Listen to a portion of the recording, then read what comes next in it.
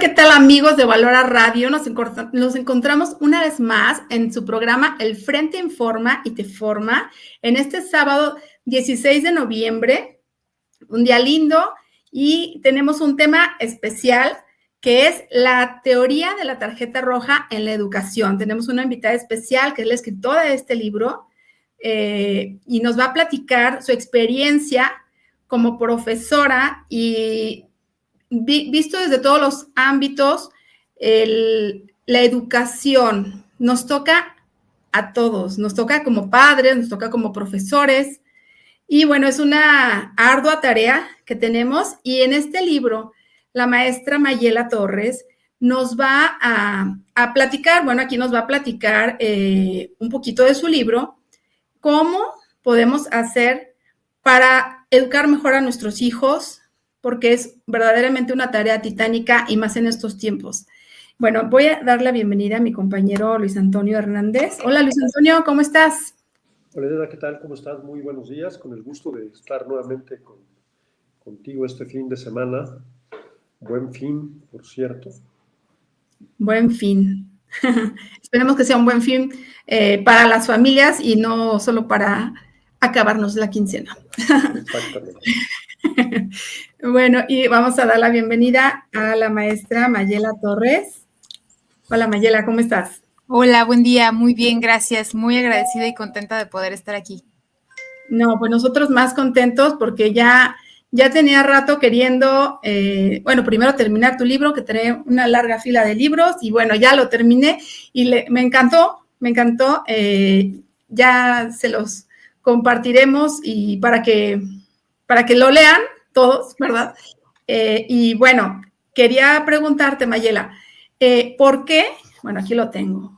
Yo también, aquí lo tengo. Aquí nos hablas mucho de la educación, un poco en referencia o comparada con el fútbol, ¿no? ¿Por qué esa referencia? Bueno, la realidad es que es una referencia, primera, con un tema que es universal, que es algo fácil de entender, como el hecho de decir, bueno, una tarjeta roja todos la vemos y sabemos qué significa, ¿no? Entonces, muchas veces pudiera parecer que la tarjeta roja es aquello que detiene, que castiga, que frena, que sanciona, pero si lo vemos por otro lado también, la tarjeta roja puede ser vista desde esta perspectiva como aquella que cuida la dignidad de todos los jugadores y que hace posible que un juego de tan alto contacto como el fútbol se pueda jugar aún con diferentes complexiones, aún con personas que no hablan el mismo idioma, aún con personas que tienen un contexto distinto y se puede disfrutar. Entonces, en primera instancia, es esta ese es el motivo principal por el cual hice esta comparación. Y en segundo, la verdad, pues en honor a mis alumnos, porque creo que pocas cosas le llaman tanto la atención a un joven en la etapa de preparatoria, que es donde yo he trabajado más tiempo, que el fútbol. Yo me di cuenta cómo un deporte así puede ser tan apasionante. De repente he tenido alumnos los que son más inquietos o de repente los que les encanta estar poniendo la contra, se llega el receso y ellos se desaparecen inmediatamente porque se van a la cancha de fútbol. Si ese día está ocupada la cancha, medio minuto lo sufren de verdad, si les quitamos medio minuto de cancha. Y yo me he dado cuenta que eso me ha servido incluso hasta para ganármelos. En algún momento que, no sé, que yo defendí que pudieran jugar o que los inscribimos a algún torneo, lo que sea, a ellos el fútbol los mueve. Entonces yo decía, cómo de verdad resulta tan apasionante para ellos y lo comprenden y lo respetan. Entienden pues que los límites en el fútbol permiten que se pueda jugar, que se pueda disfrutar y ellos se realizan. Entonces, por estas dos cosas fue que decidí hacer esta comparación con la educación. Sí, bueno, yo me pongo, ahora sí que me quedó el saco como madre porque mis hijos son súper futbolistas y de hecho tú en el libro tocas el término jogo bonito, que es en portugués juego bonito, ¿no? Sí. Y a mí me gustó mucho, y de hecho mis hijos formaron un equipo con sus amigos y algunos exalumnos del colegio y le pusieron el nombre Jogo Bonito, así se llama su equipo. Sí, perdón. No, adelante. Sí, este término a mí me gustó bastante cuando lo escuché por primera vez y justamente investigando un poco más porque decía, ¿y a qué se refiere, no? Entonces me daba cuenta de que lo hacían referencia a cuando el equipo de Brasil jugaba tan bien que hasta parecía que incluso estaban como bailando, o sea, decían, no solo juegan bien, no solo son hábiles, sino se nota que están disfrutando el partido y es un deleite poder verlos. Entonces, ya no es nada más ganar, sino es disfrutar este proceso y este estar en la cancha, ¿no? Y por eso es que dije, wow, qué impresión y qué padre, porque para mí la educación es un proceso como en la cancha de fútbol, que no se trata solo como de librarla, se trata también de disfrutarla, que sea algo digno de verse y de disfrutarse. Claro. Eh, sí, este yogo bonito, yo creo que sería ideal que lo alcanzáramos haciendo ahora sí la comparación con la educación como padres y maestros y alumnos, ¿no? Qué importante que pudiéramos alcanzar esa, entre comillas, perfección en las relaciones, en el aprendizaje, ¿no? ¿Qué nos puedes decir de esto? Yo creo, bueno, yo estoy firmemente convencida de que en la escuela lo más importante no es aprender una materia. Yo creo que la escuela verdaderamente es como un ensayo de la vida. Es decir, para mí es más importante que mis alumnos aprendan a asumir las consecuencias de sus actos, a ser personas honestas, a ser personas íntegras. Si hacemos eso en la escuela, o sea, ahora sí que ya la armamos, ¿no? Y el conocimiento, claro que es muy importante, pero yo le digo a mis alumnos, es que aquí se aprende incluso a cometer errores, porque los errores en la escuela te salen más baratos que en la vida. Si tú en la escuela te equivocas, hay una sanción y eso es muy claro. Y creo que es muy, muy, muy formativo tener eso siempre en la mente. Cada acto que yo tengo tiene una consecuencia y no tendría por qué brincármela, porque en mi libertad yo elijo hacer las cosas de esta manera y entonces sé que las consecuencias son otras y digo, son tales, ¿no? Si aprendemos esto dentro de la escuela, vamos entonces a lograr de tener chicos no solamente bien preparados, sino también ciudadanos responsables que puedan formar y que puedan construir este país y esta ciudad que nosotros tanto buscamos, ¿no? Pero para lograr eso tenemos que hacer equipo justamente papás y maestros, porque eso es mucho más complicado que enseñarles nada más una materia. Y yo creo que principalmente pues tenemos que enseñar esto con el ejemplo, estando convencidos de que es importante y de que nosotros también tenemos que aprender a vivirlo así. Claro. Yo al estar leyendo tu libro, ahora sí que miraba dentro de mí, de mi familia, de nuestras experiencias y me caían las pedradas, ¿no? Porque todos cometemos errores al educar, ¿no? Ahora sí que como dice Tomás Melendo en su libro, todos educamos mal, pero unos peor que otros, ¿no? Totalmente. Pues que la idea pues es que tratemos cada vez más de perfeccionar nuestra educación, nuestra comunicación, escuela, con la escuela, los padres y los hijos y poder alcanzar esta mejoría, ¿no? Y tener una educación bonita, ¿no? Así es, totalmente, porque otra de las cosas con las que podemos comparar la educación con esta teoría de la tarjeta roja es que es algo que se hace en equipo, que no basta una persona o dos. Hay una frase que me gusta mucho que dice que para educar a un niño es necesaria una aldea completa y por eso es tan importante la decisión de los papás de en qué escuela tener a sus hijos, porque la escuela va a ser el equipo. Si vemos la cantidad de horas que un chico pasa en la escuela, la influencia que recibe es muy fuerte y es muy, muy, muy valioso que los papás tomen esta decisión en conciencia. Como bien lo dices, errores va a haber, pero entre más consciente sea yo del por qué y para qué tomo esa decisión, pues mejor le voy a hacer a este chico. Yo recuerdo mucho que me quedó clarísimo esto porque, bueno, la preparatoria donde yo laboro es una preparatoria católica y en algún momento recuerdo que tuve una experiencia con un chico, estábamos viendo un tema, no recuerdo de qué, pero era una visión católica sobre algo. Y entonces el chico me decía, a ver, maestra, es que yo tengo un problema. Le creo a usted me cae bien, no tengo problema, pero si yo le creo a usted en lo que me está diciendo, significa que lo que mis papás dicen no es cierto. Y yo también a ellos les creo. Y ellos son mis papás. Entonces, ¿a quién le hago caso? Porque lo que dicen respecto a esto es opuesto. Y era un tema bastante trascendente. Entonces yo me quedé pensando, ese día yo creo que por primera vez me cayó el 20 porque a mí no me pasó eso. A mí me pasó que yo decía, bueno, mis papás y los maestros se están poniendo de acuerdo para regañarme por lo mismo. O sea, yo encontraba como que esta misma sintonía.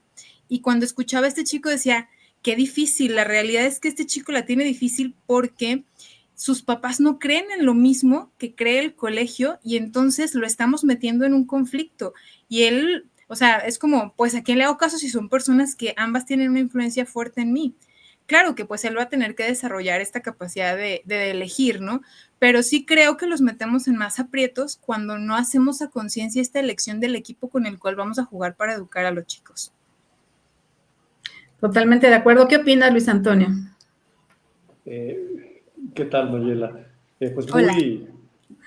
muy interesante, sobre todo regreso a esta analogía del deporte, del fútbol, y lo veo como una herramienta muy afortunada para poder, en un lenguaje común a los niños, a los jóvenes, pues enseñarles cómo debe ser la vida, ¿no? La vida debe ser pues, un juego limpio, la vida debe ser un conjunto de reglas a seguir. La vida, como bien ha dicho Mayela, pues tiene consecuencias. Y si esto lo aprendemos con la referencia de un juego, pues creo que lo vamos a aprender de mejor manera. También creo que pues es evidente que los jóvenes, los niños que desde temprana edad aprenden a jugar deportes de manera organizada, sea fútbol americano, sea, aprenden el juego en equipo, aprenden las reglas, aprenden de la caballerosidad, no así otros deportes individuales, ¿no? El tenis, la natación, pues forman otro tipo de jóvenes que sí saben de reglas, pero saben que ellos controlan el juego, que de ellos dependen, ¿no? Entonces creo que los deportes en conjunto ayudan mucho, y esta analogía que usó Mayela creo que me parece muy afortunada. También me parece sumamente valioso el comentario que recién hizo de que también los papás debemos aprender a jugar en equipo.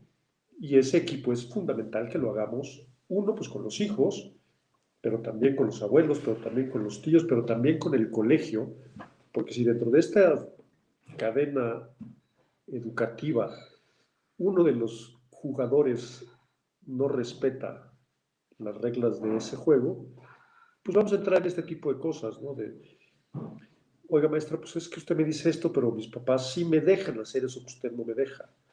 Oye, papá, tú no me dejas hacer esto, pero fíjate que mi tío, o fíjate que mi abuelito, fíjate que mi hermano mayor, y ahí es donde debemos entender niños y papás que la vida es un juego que se juegue en equipo.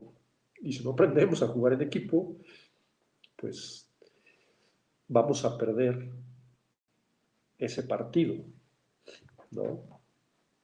Y a lo mejor hasta nos expulsan, y no sé, nos suspenden, pero creo que es una analogía bastante afortunada y muy valiosa que Mayela ha usado, y creo que la experiencia que tiene con los jóvenes, el día a día, el entender, la verdad es que me sorprendió mucho esto que ella dice, involucrarme con mis alumnos al grado de entender el trauma que para ellos significa un minuto menos de deporte, un minuto menos de fútbol, y ayudarlos. Creo que es lo que le ha permitido pues, conocer también estos recovecos de la educación y del pensamiento de los jóvenes, ¿no? Creo que este involucramiento que no muchos maestros tienen, Mayela, pues creo que es lo que te ha ayudado a hacer esta obra y a llevarla a buen puerto, y que sea pues tenga tanto éxito y reconocimiento entre los papás que la han leído, ¿no?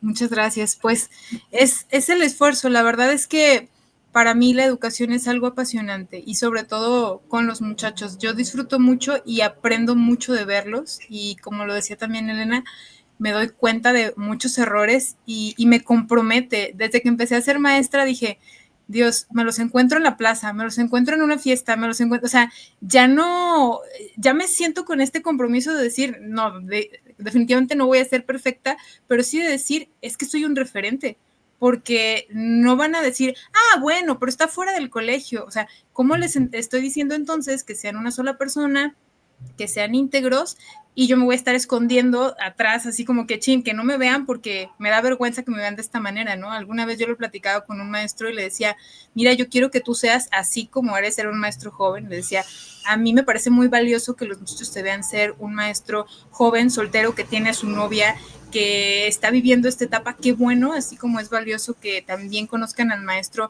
que está teniendo a sus nietos y que está viviendo esta etapa de la vida, y otro que es mamá, otra maestra que es mamá y que tiene sus 3 hijos y que anda vuelta loca para arriba y para abajo. Yo le decía, es que son testimonios de vidas reales y estamos llamados a ser referentes en el momento de vida que estemos, también para nuestros muchachos, ¿no? Que ellos vean en nosotros aquello que les decimos de palabra, que vean que sí es posible. Claro, qué importante es la congruencia, ¿no? Y yo recuerdo una frase que escuché alguna vez y no recuerdo dónde, pero me pareció muy, muy acertada, que decía, ¿cuándo empiezas a educar a un niño? 20 años antes de que nazca, ¿no? Y pues, sí, que es importante la educación de nosotros mismos, ¿no? Y si no la tuvimos, pues ahora sí que hacer lo que tengamos que hacer para ser congruentes, ¿no? Porque el ejemplo para ellos es importantísimo, ¿no? Yo veo con mucha alegría, por ejemplo, aquí en casa, que mis hijas, mis hijos se quieren casar. Y eso me da mucha alegría porque yo veo que muchísimos jóvenes ya dicen, no me quiero casar, no quiero tener hijos, ¿para qué? Pero ellos ven esto en casa, ven que vivimos con alegría, con 1000 defectos, pero que vivimos tratando de hacer lo mejor posible y que nos amamos, ¿no? Que en el matrimonio nos amamos, digo, en el mejor de los casos, que sea un matrimonio, ¿no? Que nos amemos, y cuando no es un matrimonio, cuando ya a lo mejor la mamá soltera, pues también tratar de vivir en congruencia, pues con lo que se tiene, ¿no? Sí, en este sentido, de hecho, en el último capítulo del libro, manejó justamente algo así de la filosofía del tú sí vas a poder, porque aparte de esta congruencia, está el hecho de decir, yo soy congruente desde que le digo a mi hijo, probablemente yo ya pasé por un proceso de divorcio y reconozco que mi historia es así, pero es congruente decirle, hijo, pues yo no pude, pero tú sí vas a poder. O sea, que esto tampoco te determine, ¿no? Yo creo que esto, la primera vez que yo escuché hablar de esta perspectiva, me pareció muy esperanzadora, porque evidentemente, pues errores y heridas vamos a tener muchísimas, pero cuando somos conscientes de que los más pequeños nos ven, también podemos vulnerarnos un poco y decir, o vulnerarnos mucho y que nos ven en esta humanidad de decir, esto a mí no me salió bien, o a lo mejor yo no pude estudiar una carrera, pero no, yo quiero que tú puedas, porque sé que tú sí vas a poder. Yo a lo mejor no logré tener este matrimonio para toda la vida, pero sé que tú sí vas a poder. Es decir, ponerles estándares altos, ayudarles en esta parte también de la resiliencia, de la integridad y del ser capaces de reconocer cuando algo no salió bien, porque pues yo creo que mientras hay vida, esperanza, y qué padre que todos pudieran venir de una familia matrimonio bonito, estable, sería ideal, pero la realidad es que vemos que no es así y cada vez es menos así. Entonces, pareciera como que pues, qué padre para los hijos de los matrimonios integrados, pero ¿y los que no? Entonces, aquí también es importante hacer conciencia que pues esto es apostarle para que todos los chicos crezcan en la mayor dignidad y hacerles a la idea de que todos ellos pueden aspirar pues al amor más grande, a la plenitud, a una vida digna, ¿no? Independientemente de cuál sea la historia o el contexto familiar del que vengan. Claro. Y yo quisiera pedirte, ya entrando un poquito en los temas, digo, profundizando un poco más en los temas educativos, ¿qué consejo puedes dar a los papás, por ejemplo, en el tema de los límites? Yo les diría que, bueno, me parece, digo, no soy mamá, lo voy a decir desde mi perspectiva como maestra, pero me parece que es muy importante al momento de educar a un niño como determinar cuáles son los valores que verdaderamente considero que sí o sí son fundamentales o pilares fundamentales sobre los cuales queremos educar. Es decir, ¿qué queremos entonces nosotros que nuestro hijo sea capaz de? O sea, es incuestionable que nosotros queremos que nuestro hijo aprenda lo que es la libertad o lo que es la honestidad, la integridad. Y entonces, teniendo bien claro esto y poniéndole nombre, va a ser mucho más fácil aprender a poner estos límites, porque entonces habrá cosas que yo no voy a permitir. Claro que sabemos que todos nos vamos a equivocar, pero tanto los niños como los adultos vamos a tener claro hacia dónde y hasta dónde vamos a llegar y el por qué. Algo que a mí me gusta mucho que veo en el colegio, pues nosotros tenemos un reglamento, ¿no? Y ese reglamento es tarea de cada año estar revisando palabra por palabra porque luego se les ocurre cada cosa y es, no, pues es que este año, me acuerdo la vez que tuvimos que agregarle ahí que no podían entrar con mascotas porque alguien llevó un perrito escondido en la mochila y, o sea, con lo que va pasando lo vamos anotando y entonces al final del año vamos corrigiendo este reglamento, ¿no? Y de repente queda muy largo y queda engorroso y tenemos que leerlo con los muchachos y yo noto que a nadie nos gusta como sentirnos limitados, pero cuando entienden el porqué de una regla o el para qué, pues a lo mejor igual la regla sigue sin gustarles, pero hacen las cosas como con mayor conciencia. Yo creo que una de las cosas que no nos gusta es hacer cosas que no le encontramos el sentido.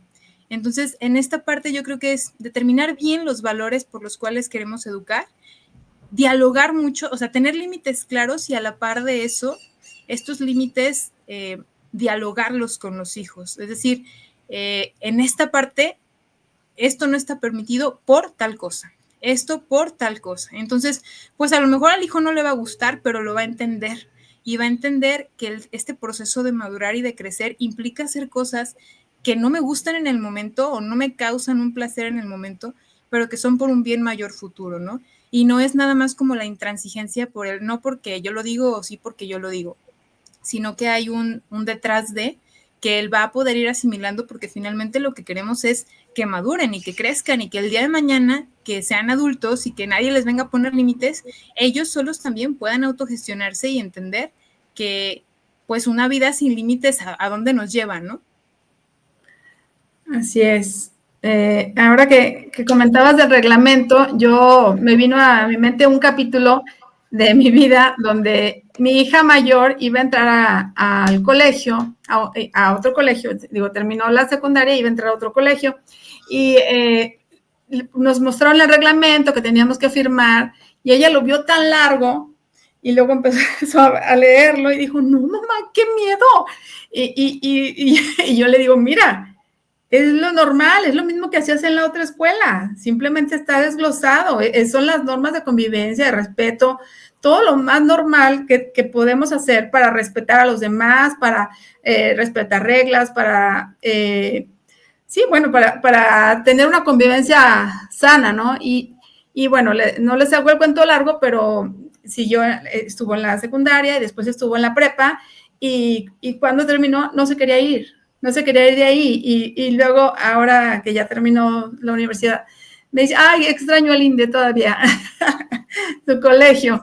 Y bueno, es que muchas veces tenemos miedo de exigirles a los jóvenes, pero realmente ellos lo piden a gritos, lo piden y lo necesitan, ¿no?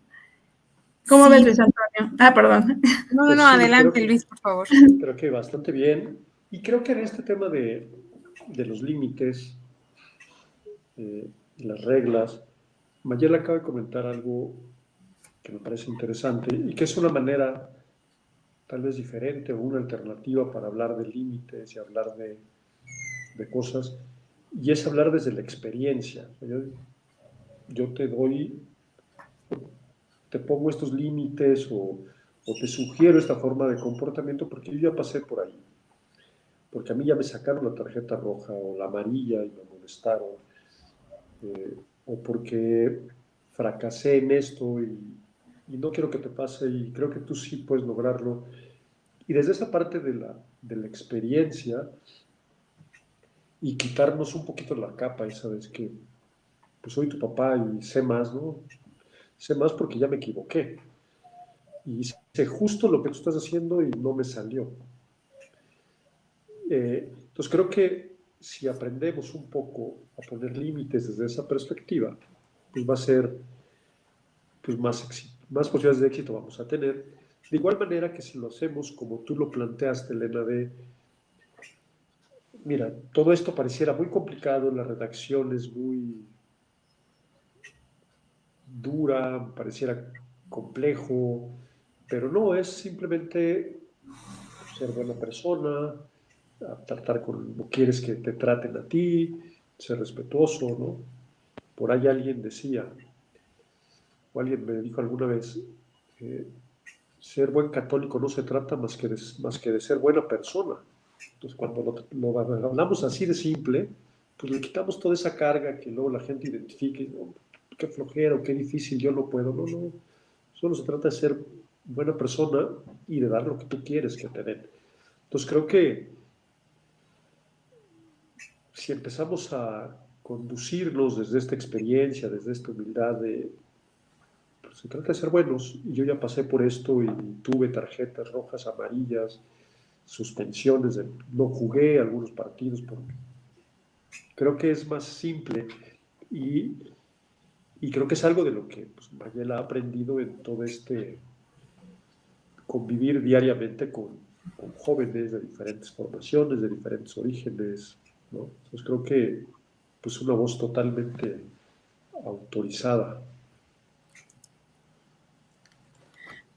¿Cómo ves, Mayela? Pues, pues, ¿qué les digo? Yo creo que es el reto que, digo, una vez que entendemos así la educación, yo creo que también es un proceso de crecimiento de los formadores, de los papás y de los maestros, el darnos cuenta de que nos implica también a nosotros madurez, porque ser capaz de decirle a un hijo que la regamos, pues no es fácil, o como maestro no es agradable, y también nosotros yo creo que ya tuvimos que trabajar un poquito de inteligencia emocional para poder decir esto, pero también nos legitima, creo yo. Yo recuerdo como adolescente, ahora sí hablo en mi experiencia personal, que yo tenía una idea de mis papás como personas que seguramente nunca se habían equivocado. Y la primera vez que yo supe que mi papá me platicó alguno de sus errores de la juventud, yo notaba que para él era vergonzoso, y a mí me quitó un peso tan grande de encima porque me enseñó a verlo como una persona, o sea, yo lo vi como más real, como que dije, ¿en serio? O sea, también él pasó por cosas así, o sea, no siempre supo lo que era correcto y no siempre quiso hacer lo correcto, entonces a mí me ayudó a verlo como con más cercanía y también como a decir, bueno, pues si él también pasó por lo mismo que yo, pero la pudo hacer, entonces yo también puedo, o sea, incluso como más cercanía, más facilidad de interactuar con él y de poder decir, pues es que sí le estoy regando, o aquí no sé cómo hacerle, o sea, como que a mí me abrió mucho el panorama cuando yo descubrí que la adolescencia de mi papá y la juventud de mi papá no había sido perfecta.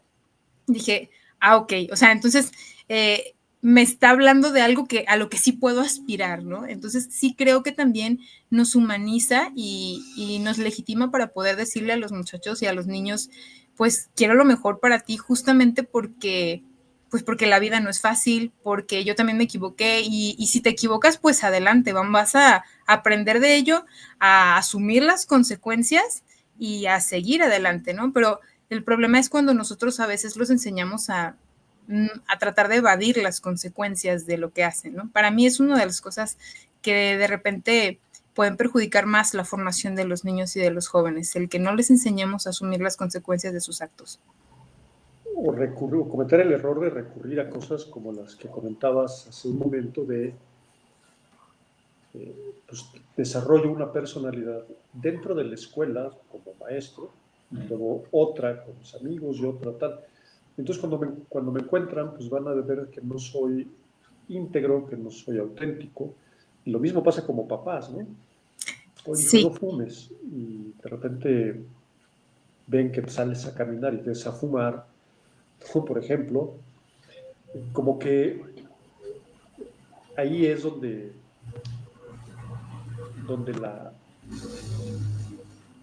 la honestidad o ser de una sola línea que nos ayuda a esto y vamos generando el ejemplo que arrastra más que 10,000 palabras, ¿no? Sí, totalmente. Y nosotros también allí de repente lo vemos, ¿no? En situaciones en las que los mismos papás propician que los hijos no sean honestos, ¿no? De repente nosotros mandamos circulares con asuntos que necesitamos que vengan firmados por los papás y nos ha tocado así literalmente enterarnos de papás que dicen, yo le pedí a mi hijo que lo firmara porque no lo llevaba firmado, entonces le dije que falsificara mi firma porque si no, pues iba a perderse de una clase, no iba a poder entrar o lo que sea, ¿no? O todavía más aún, recuerdo alguna vez que nos tocó, bueno, más de alguna vez, que una persona llega con un justificante de un hospital que toda la semana había faltado porque estaba enferma. Y bueno, realmente entramos al salón y nos damos cuenta de que esta chica traía recuerditos de Estados Unidos para todos sus amigos, pero su papá era médico, entonces el papá expidió el documento y decíamos, bueno, pues es que nosotros puede querer hacernos tontos o finalmente pues a lo mejor vamos a tener que justificárselo porque pues así lo dice el reglamento y el documento está firmado y pues ni modo que vayamos a pelearnos, ¿no? Pero ¿cuál es el mensaje que está recibiendo este chico o esta chica? Entonces yo creo que ese tipo de cosas sí es importante que no las minimicemos, porque les queremos enseñar a ser honestos y a ser íntegros, pero que no les cueste tan caro. Pero pues es que cuesta caro, o sea, realmente en la vida así es uno, yo creo que uno de los valores que más nos puede ayudar, pero que también más cuesta. Claro. Y es eso que comentabas de asumir las consecuencias, ¿no? Implica también para nosotros renuncias como padres y sufrirla con ellos algunas veces, porque me ha pasado que mis hijos me hablan y me dicen, mamá, se me olvidó esto. Y dices, híjole, ¿se lo llevó? No, porque entonces, ¿cómo va a aprender, no? ¿Cómo va a aprender que pues tiene que ser responsable con sus cosas y se le olvidó? Pues ahora sí que ni modo. Justo ayer me pasó y mi hijo me reclamó y me dijo, mamá, ¿por qué no me lo llevaste? Le digo, pues es que mejor que aprendas ahorita que cuando ya estés en un trabajo y se te olvidó el proyecto y pues no, mejor ahorita. Y ni modo, ¿no? Y a veces hay que pues sí, sufrirle con ellos también, ¿no? Son renuncias que tenemos que hacer nosotros como padres, ¿no? Sí, y también como maestros, implica muchísimo, porque nosotros sabemos inevitablemente que cuando pasa una cosa así, no sé, el día que vamos a recoger circulares y que sabemos que va a haber muchachos que no las van a traer y que se van a tener que quedar fuera del salón, ya sabemos que ese día vamos a tener pleitos con papás enojados, vamos a tener mucho más trabajo porque tenemos que estar cuidando a los muchachos que no pudieron entrar a clase porque no cumplieron con lo que tenían que hacer. Entonces, de repente sí es como, ay, nos estamos castigando solos, ¿en serio? mejor cerramos los ojos y los dejamos pasar a todos. Pero entonces es como decir, pues, ¿a qué le estamos tirando? O sea, sí nos implica mucho más trabajo querer formar en esta parte y pues hacer este equipo, ¿no?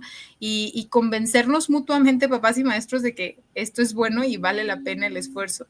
Pero pues no es sencilla la renuncia que implica. Claro. Y bueno, volviendo al comentario de que tenemos que ser un ejemplo para ellos, ¿no? Lo que decías de tu papá, que te diste cuenta de que no, pues que también se había equivocado.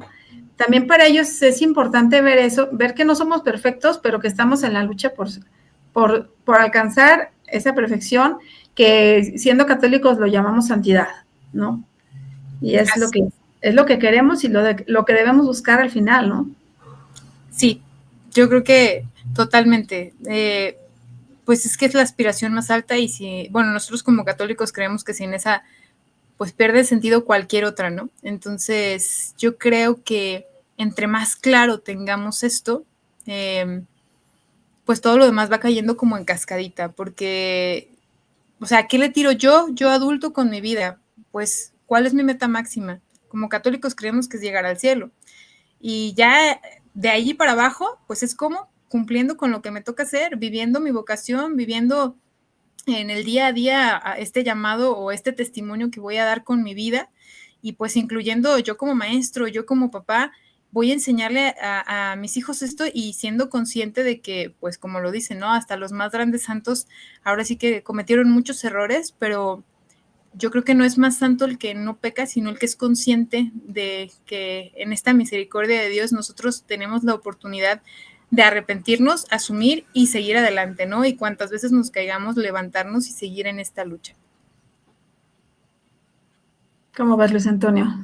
Pues muy bien, y sobre todo este último comentario de que si nos caemos nos levantamos y seguimos, pues creo que ese es el mensaje más importante que podemos darle a nuestros hijos y a los jóvenes con los que convivimos, que es que se vale equivocarse,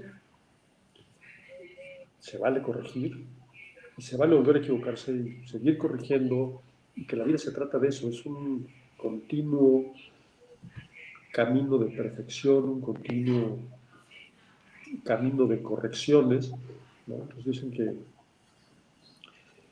eso es lo importante, porque de repente, imagínense qué feo para alguien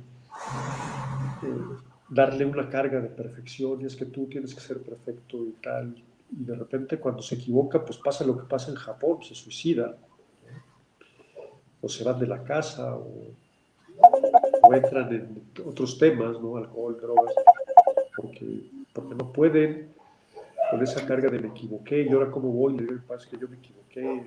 Entonces creo que lo mejor es eso, creo que Mayela da en el clavo en esto de que lo mejor es enseñarle a los hijos que pues somos personas que estamos en constante evolución, en continuo camino de perfección, y que, pues, que se vale tropezar, que se vale equivocarse, pero la valía está en levantarse y en corregir, ¿no?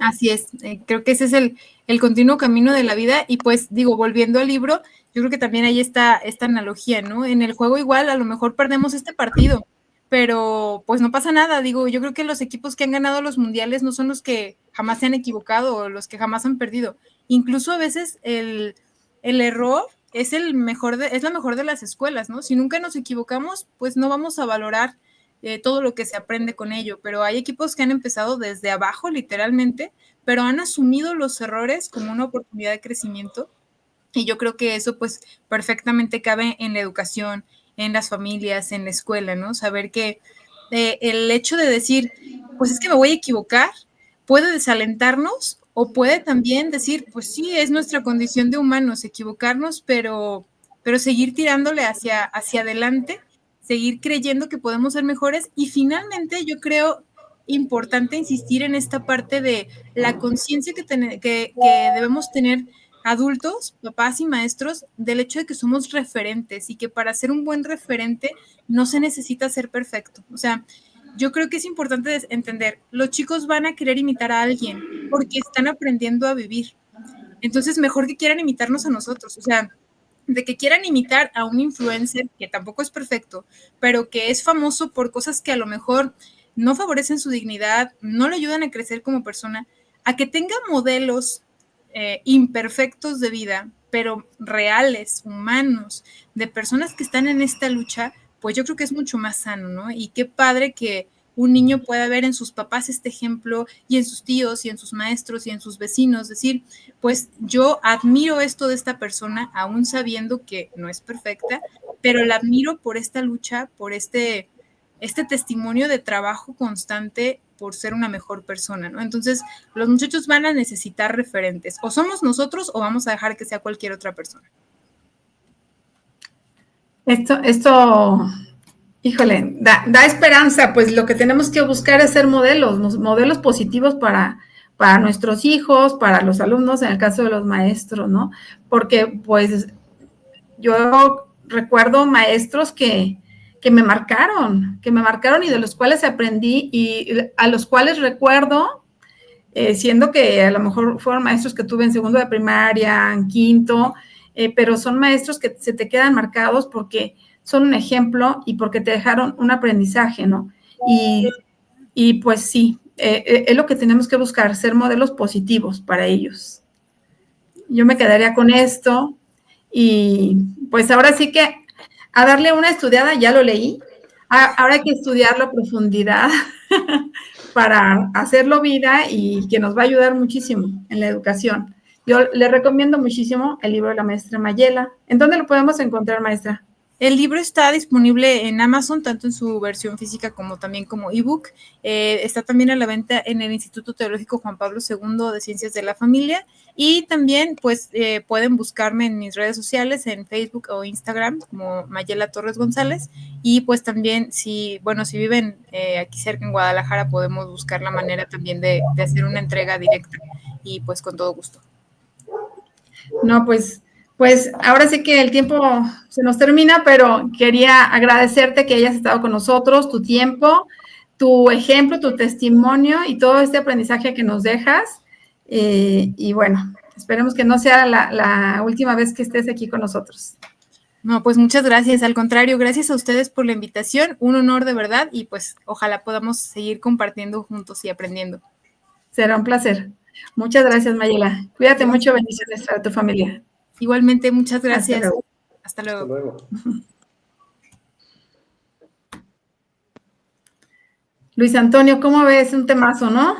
La Sí, educación. tema muy, muy interesante, más en estos tiempos pues de tanta interacción de los jóvenes con los medios, de tantos, como decía Mayela, de tantos ejemplos al alcance de los jóvenes, algunos buenos, otros no tanto, otros de plano no nada recomendables.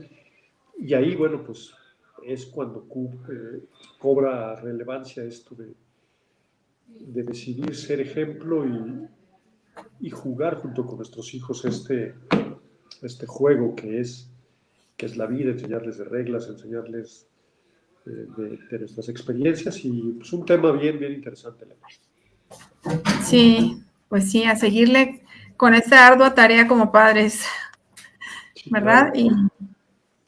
Y como ejemplos a todos los niños, aunque ya nuestros hijos luego crezcan, pues siempre, luego vienen los nietos y bueno, siempre habrá algo que hacer en el campo de la educación, Luis Antonio.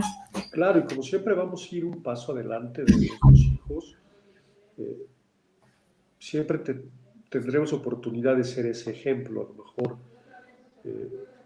pues en sus primeros años en unos temas, en sus años juveniles en otros, en su etapa adulta en otros, pero la verdad es que siempre la figura del padre y de la madre nunca va a dejar de tener vigencia, ni de dejar de ser un referente en los hijos, ¿no? Pues creo que también de repente solemos caer en ese error de, bueno, pues yo ya cumplí, mi hijo ya terminó la prepa o la universidad, pero no, la realidad es que somos ejemplos de cómo enfrentar la edad adulta, cómo enfrentar el matrimonio, cómo enfrentar la adultez, la vejez. Pues creo que nunca dejamos de aprender ni de enseñar pues en esta ruta cíclica donde al mismo tiempo que enseñamos aprendemos y en esa estamos, ¿no? Claro, y a mí me llena de orgullo ver, por ejemplo, mis padres, mi mamá en especial, que nos ayuda mucho en la educación con los nietos. Sí, porque yo veo unas abuelas que de verdad que, como dicen por ahí, los abuelos maleducan, pero no hay como estar en sintonía y apoyarnos, ¿no? En la educación. Ya hablábamos de los maestros y también de los abuelos y pues de todos los tíos, de todos los que están alrededor. Exacto. Y bueno, Luis Antonio, pues vamos a pasar a otros temas. ¿Qué noticias nos tienes? Bueno, esta semana hay una noticia muy esperanzadora para quienes somos católicos particularmente, y es que como todos sabemos, esta semana se renovó la dirigencia de la Conferencia del Episcopado Mexicano. Monseñor Rogelio Cabrera, arzobispo de Monterrey, cumplió con el segundo periodo para el que fue electo en la SEM, y bueno, para el trienio 2024-2027 fue electo Monseñor Ramón Castro y Castro, obispo de Cuernavaca, alguien que todos conocemos por su entusiasmo, su decisión de estar siempre listo para defender nuestras causas, vida, familia, libertades, un obispo con un gran celo apostólico, con un gran compromiso para defender estos temas, con mucho valor, pero también con muchas herramientas políticas y diplomáticas.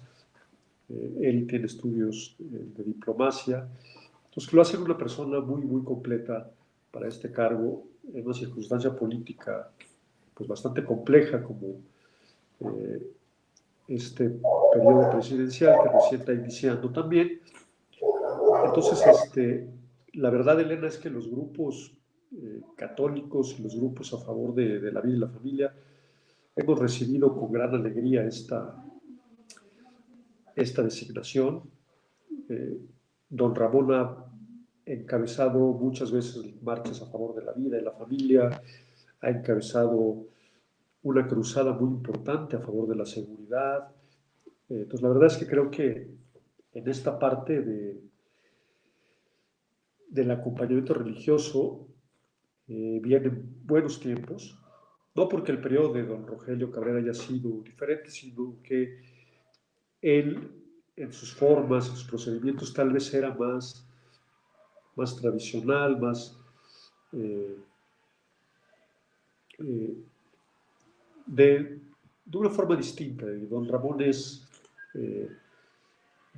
más activo, más jovial, más comprometido, muy querido en su diócesis. Entonces creo que va a ser un tiempo muy propicio para trabajar con más ahínco a favor de la vida y de la familia.